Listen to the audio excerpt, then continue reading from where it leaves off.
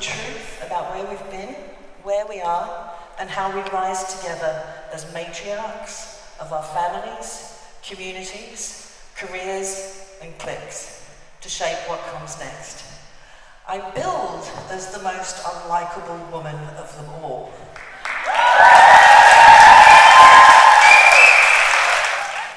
I'm a hag. Of course I am. I'm a gobby old hag who loves playing with words. I'm literally the ant's pants. A post-menopausal woman, a woman known for her radical honesty, and everything I'm about to say is heresy. I'm confirmed in the Church of England. I'm also a student of Kabbalah, shamanism, goddess worship, and the secret Masonic teachings, and the Australian Dreamtime. Oh yes, and I'm a highly awarded, highly successful advertising creative, author, businesswoman, community builder, and activist.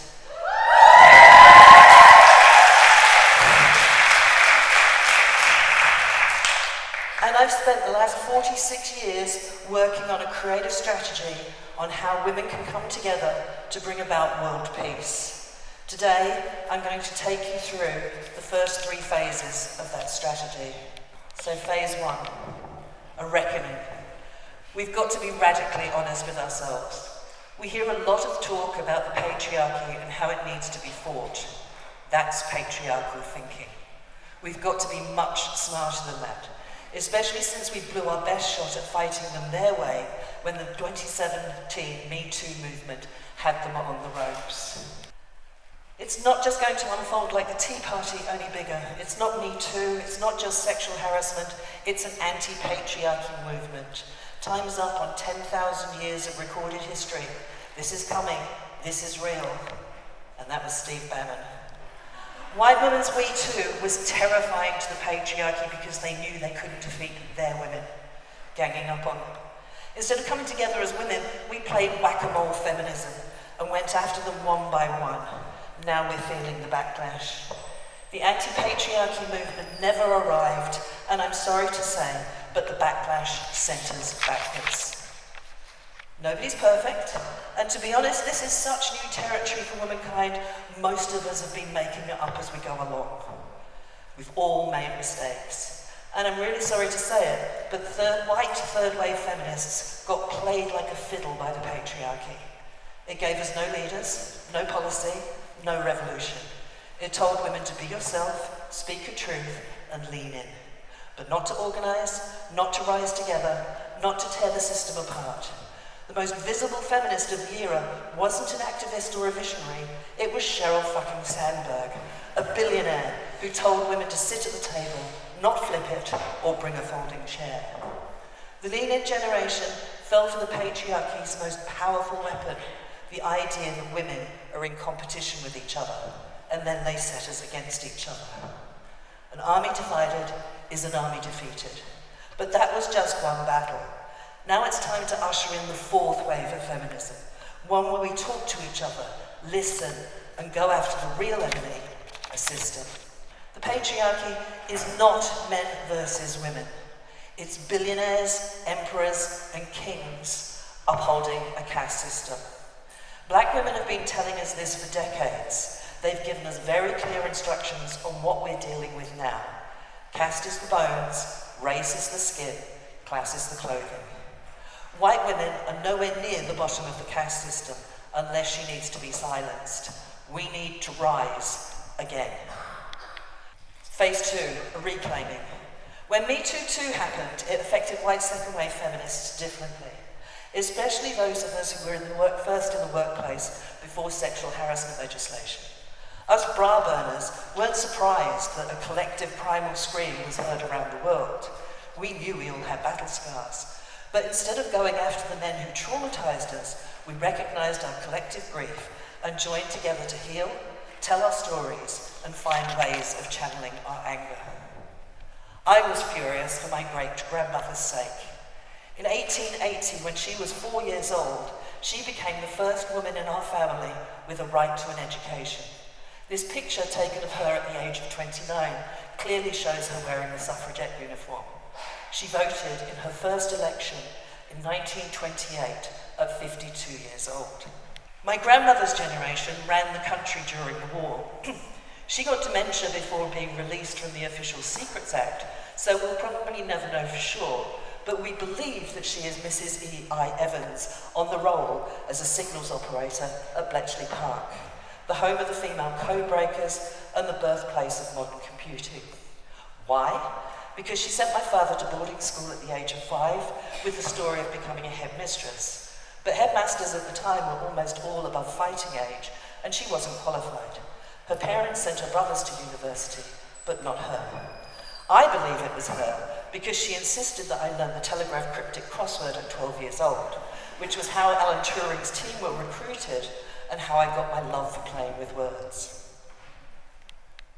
My mum would definitely have words with all of you. She grew up in the war and she stepped aside to let the men who'd saved the country take over again. She was the ultimate post-war stereotype, a beauty queen. No wonder her daughter wishes so hard for world peace. She then went on to become the classic 60s housewife who was so bored she raised one of the fiercest feminists of her generation.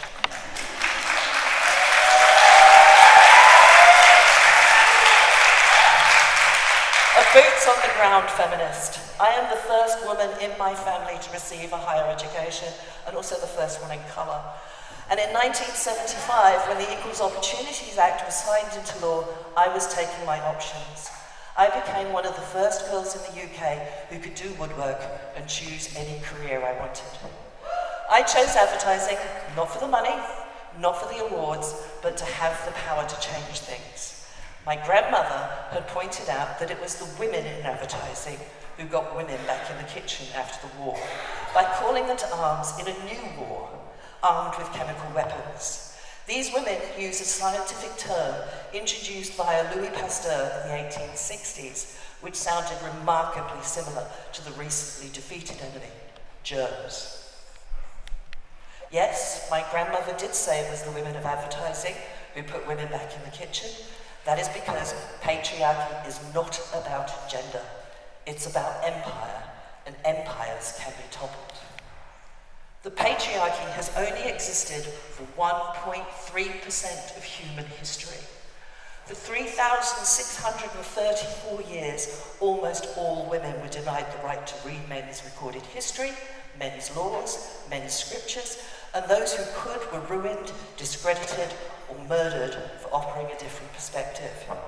It has only taken us 145 years, or 0.0048% of human existence, for us to uncover our stories, study our history, and discover our truths en masse.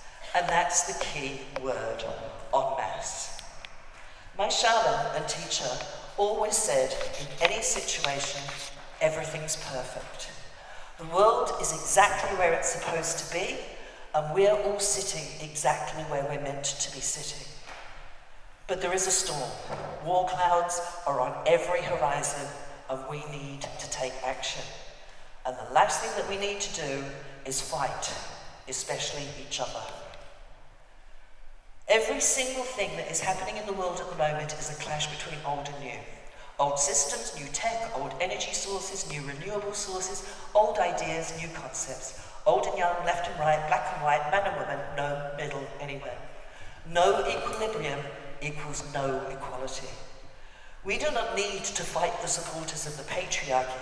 We just need to counter them. Not with facts that they won't believe, but with stories that will have them questioning their whole reality. And the first stage of the plan is to unleash the power of the matriarchs, both past and present, to strategically dismantle the patriarchy at its roots by combining archaeological, scientific and DNA evidence with the study of women's history and spirituality. In the beginning, creation was female in almost every culture on earth. In the beginning, the creator goddess gave birth to herself and then the world through speech. In the beginning, stars fell as stones. The goddesses placed them so women would remember. In the beginning, the Great Mother gave birth to duality, light and dark, order and chaos, and shaped the world from her breath and body. In the beginning, the goddess danced in water, and from her body came rivers, plants, and life. In the beginning, the goddess emerged from mist to create the world.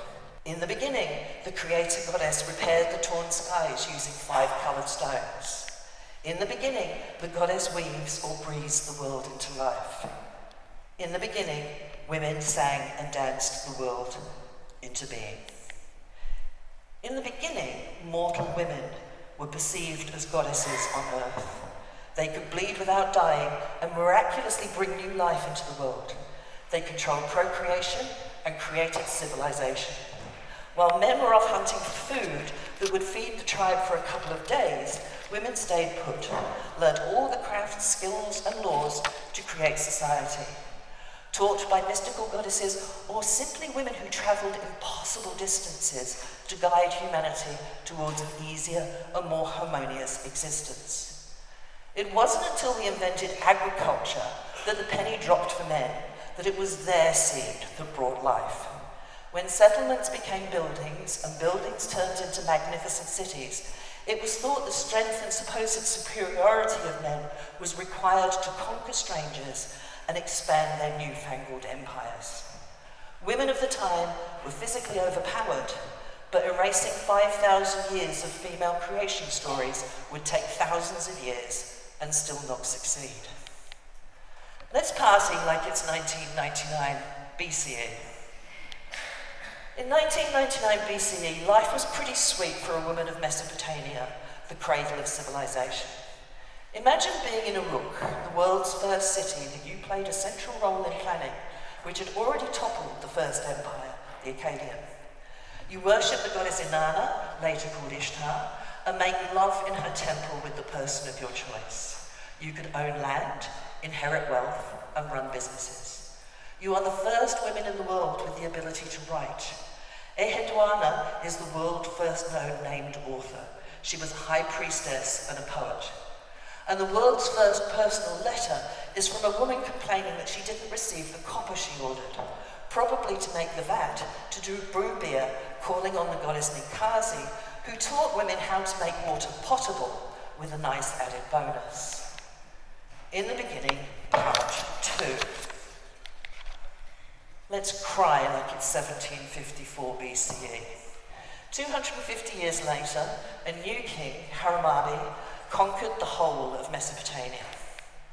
And imagine coming to the town square in Uruk to discover a black stone penis carved with 282 new laws erected on the instructions of Hammurabi, who claimed to have divine authority from the sun god Shamash.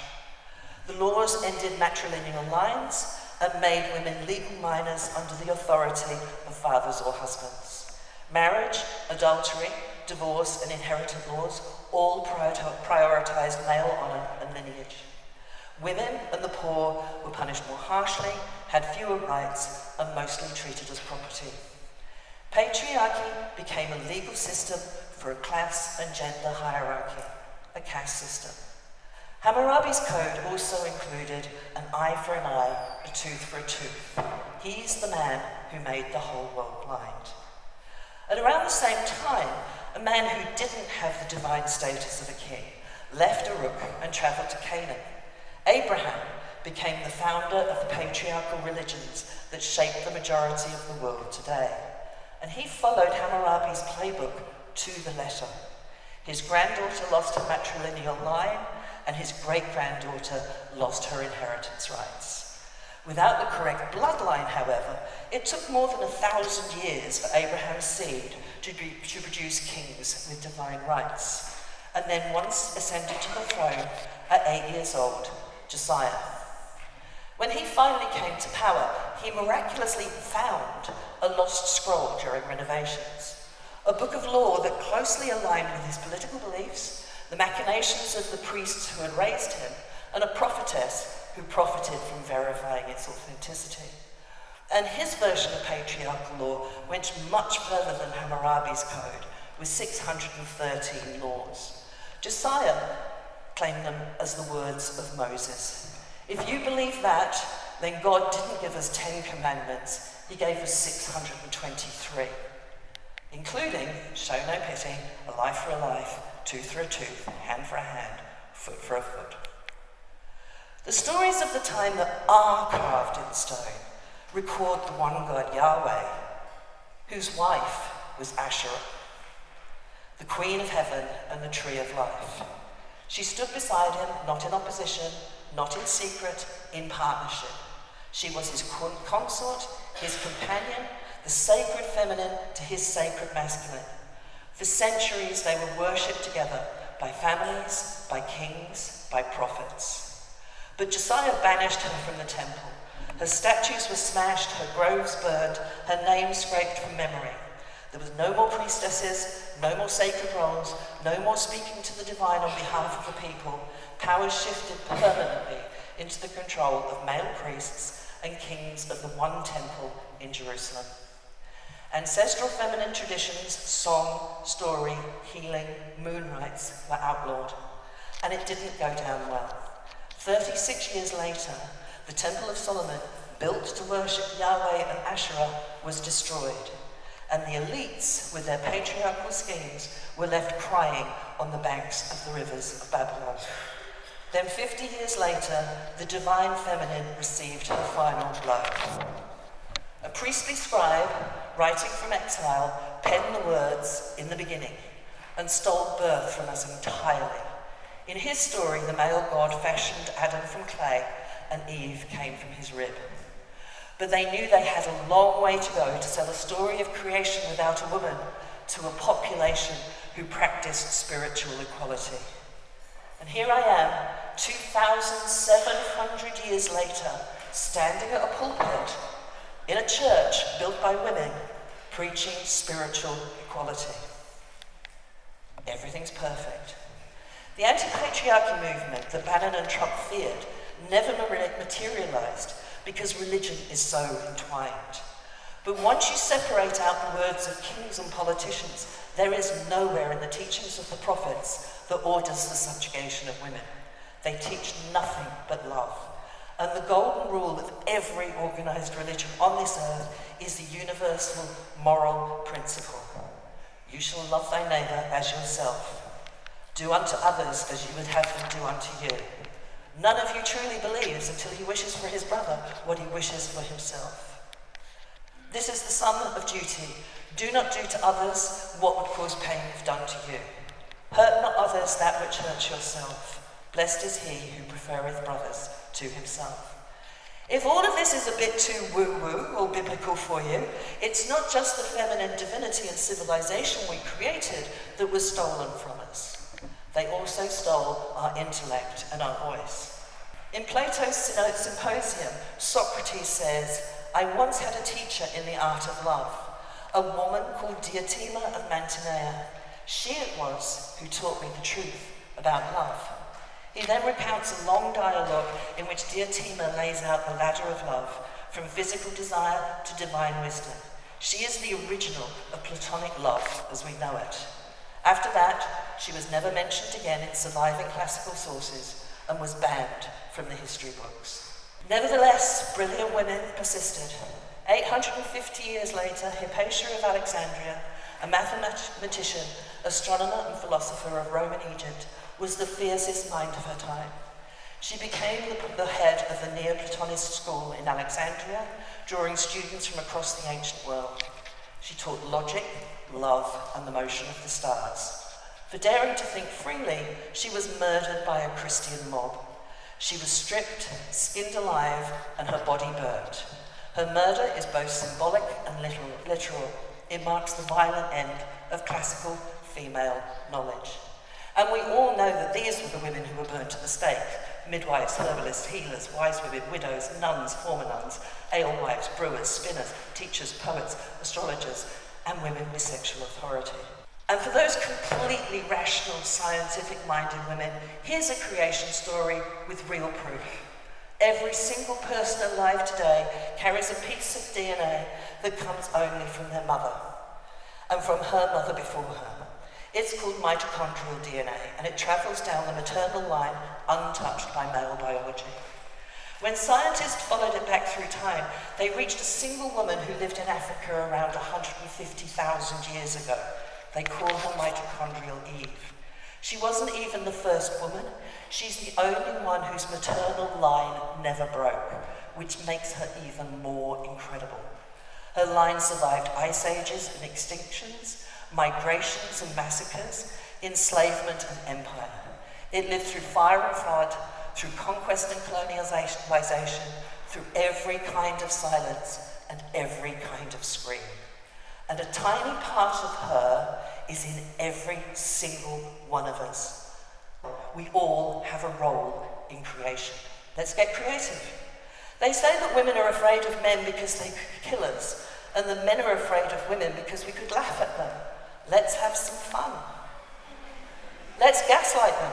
Even if you don't believe in this sort of stuff, they do, and it terrifies them, but they can't burn us at the stake anymore. What if we all started filming ourselves doing daily rituals to the goddesses on social media? And if you want to click that, we actually create a separate goddess every single day for you to go and do this with. What if you made up spells? I'm sure all of you could find 4 things on your desk that would freak them out.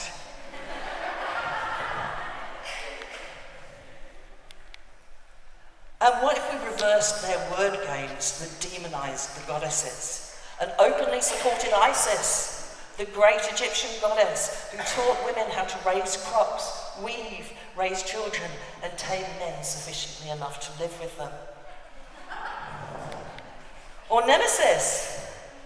What if we declared ourselves their nemesis, the original goddess of justice? What if Asherah poles that were seen as so dangerous they're mentioned 27 times in the Torah stopped popping up everywhere? And best of all, what if we all got back to 1999 BCE when we all menstruated with the moon? What if we all got back in sync? Or at least let them think we did. I'm sure all of you can think of brilliant PMT ideas. What if we did that all under the cover of woo-woo goddess stuff? Because they'll never see the anti-patriarchy political movement coming. Phase 3, a rebirth.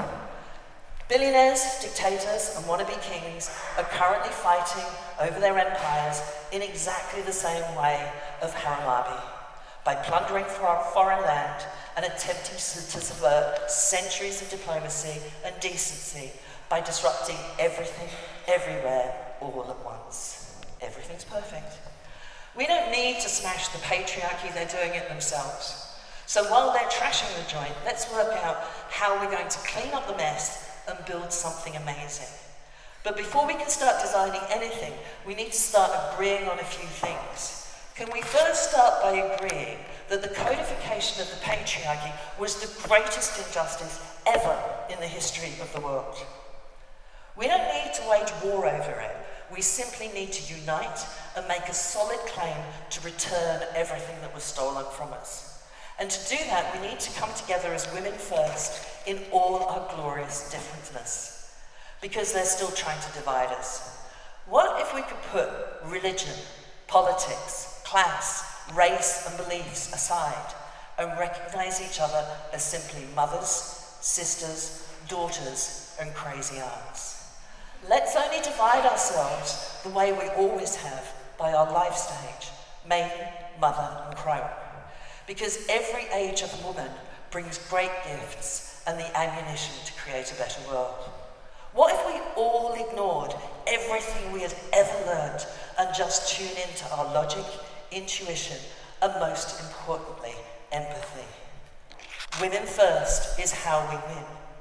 Because when we're women first, we can imagine trying to protect our family in a tent in Gaza with the same clarity as we can imagine protecting our family on the kibbutz on the 7th of October. When we trust our empathy, we regain our humanity. Only then can we start talking peace. If we ignore men's arguments based on dodgy patriarchal stories and concentrate on what is important, love, family, community, and a connection to something greater than ourselves, which can be a man with a white beard in the sky, an inexplicable energy force, or simply your career and purpose in life.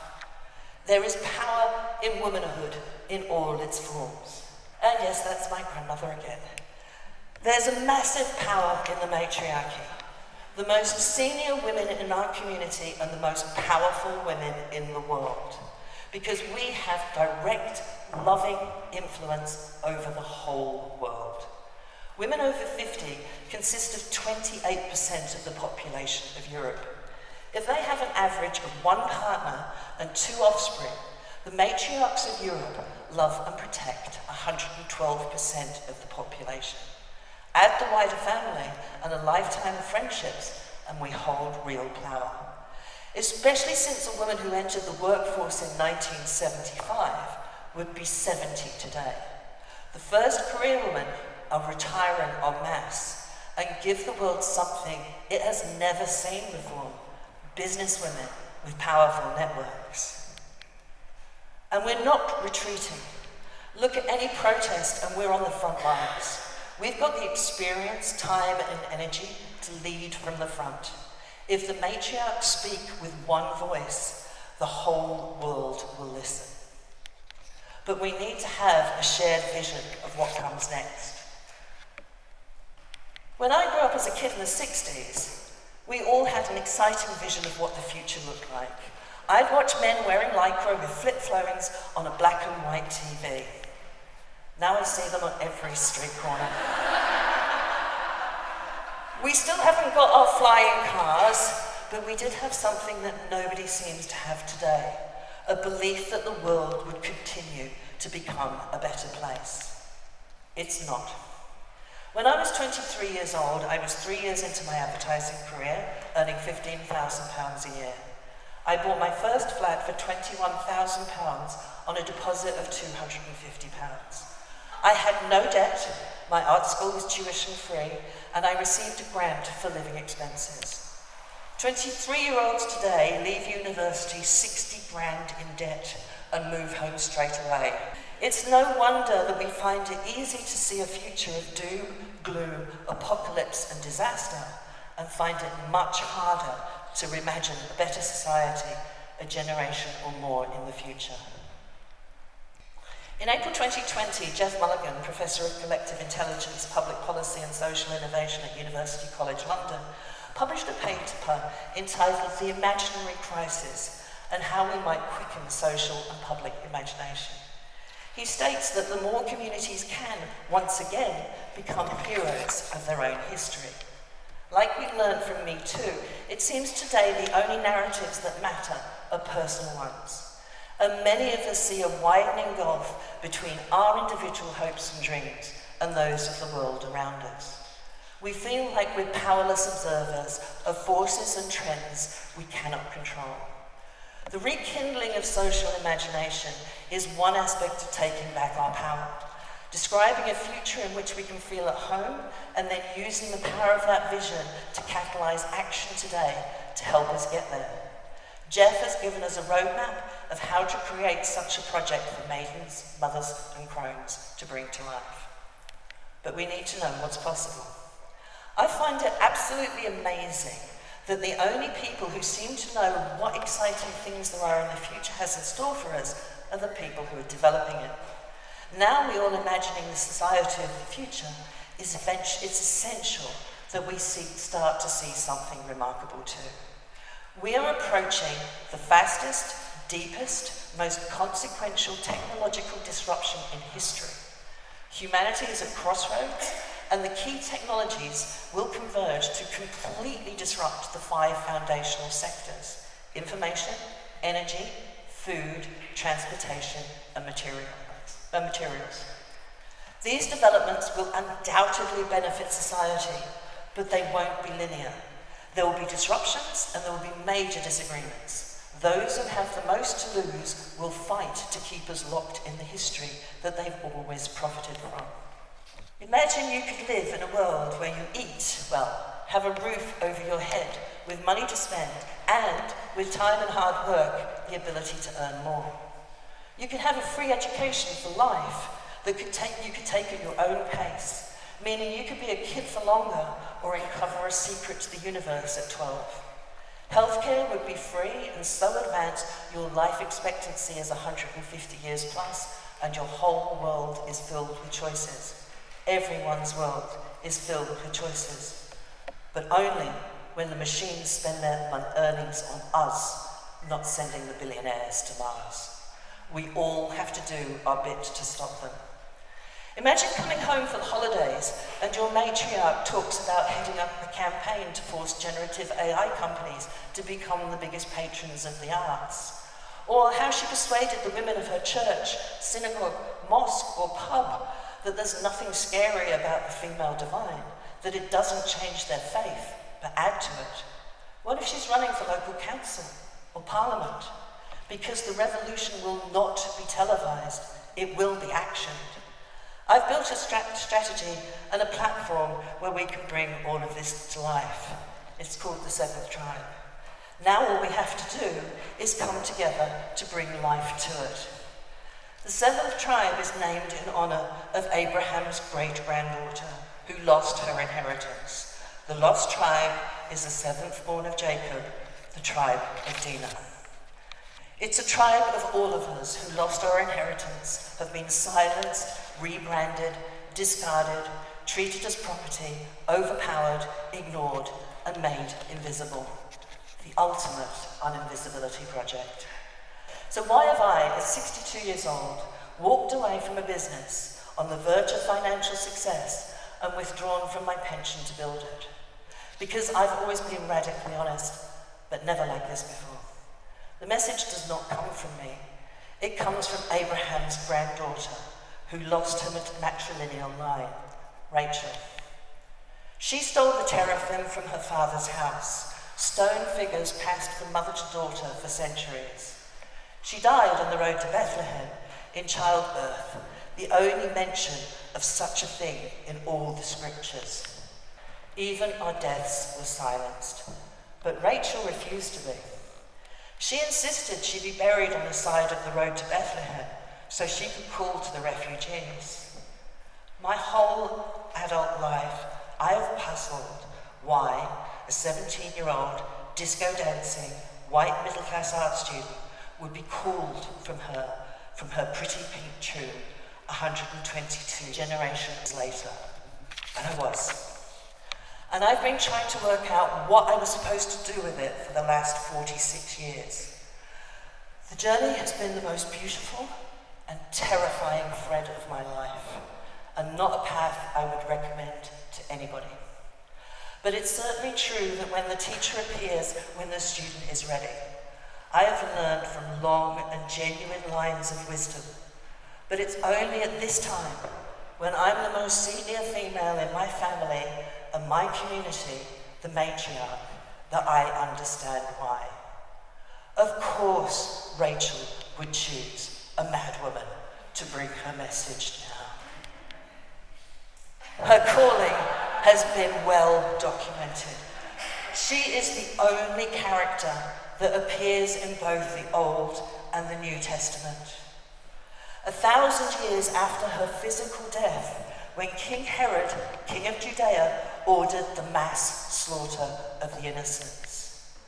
A voice was heard from Ramah, wailing and loud lamentation. Rachel weeping for her children. She refused to be consoled because they are no more. The refugees of the matriarchy can't hear Rachel's voice any longer. They have silenced her. This is Rachel's tune today. So now, more than ever, let's shout her message. We are the matriarchs, the daughters of the lost tribes, the ones who survived, endured, and now lead. Let us rise not with fists, but with fierce love, strategic wisdom, and imagination. Let us tell our stories so loud they become the blueprint for the world to come. Be the storm, be the light, be the future.